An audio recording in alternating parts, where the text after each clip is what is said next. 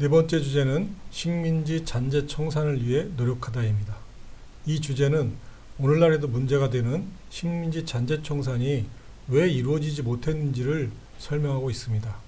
주제 일기의 사진은 반민특위에 잡혀가는 김현수와 최린의 모습입니다. 김현수는 친일단체인 조선임전보국단의 상무이사 등을 역임하면서 성금을 내도록 하고 학도지원병 지원과 징병제 참여 등을 독려한 죄목으로 체포되었습니다. 최린은 3.1운동에 민족대표 33인 중 한 명으로 참여했으나 이후 변절하여 조선임전보국단의 단장으로 활동하였습니다.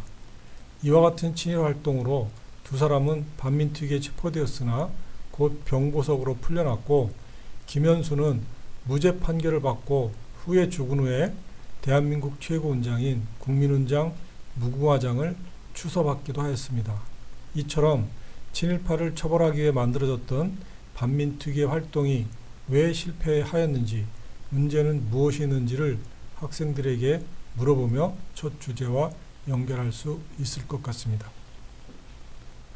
첫 소주제는 친일파를 청산하려는 노력은 왜 좌절되었을까입니다. 헌법에 규정된 대로 재헌의회에서는 반민족행위 처벌법을 제정하였으나 친일파들은 극심하게 저항하였습니다. 대표적으로 대동신문 사장이었던 이종영은 국민회의를 개최하여 시민들을 협박하며 반민법을 추진하는 의원들을 빨갱이로 몰아갔습니다. 그리고 친일경찰의 간판이었던 노덕수를 체포하자 이승만 대통령도 노덕술의 석방을 요구하는 연설을 하였는데요. 이와 관련된 담화문을 탐구활동으로 구상하였습니다.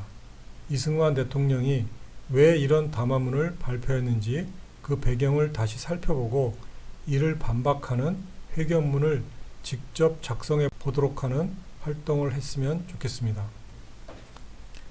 친일 세력들은 반민특위 활동을 방해하기 위해 중요 인물들을 암살하도록 지시하는 등 활동을 압박해 나갔고, 반민특위의 열성적인 국회의원들을 남소전 노동당 프락치라는 제목으로 잡아들이는 국회 프락치 사건을 일으켰습니다.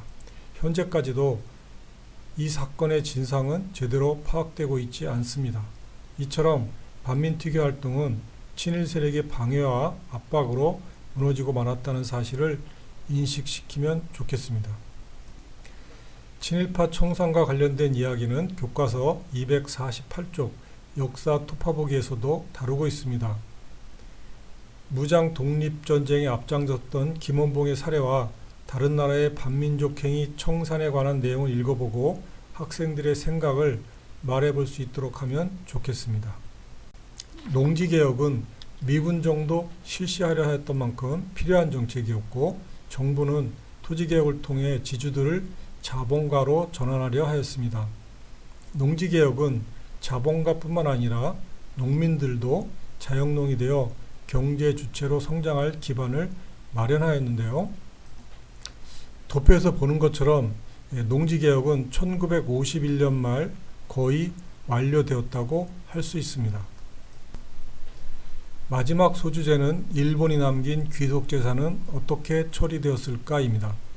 귀속재산은 일제강점기 일본인, 조선총독부나 그 기속 부속기관이 소유하고 있던 재산으로 해방 후 모두 미군정에 귀속되었습니다.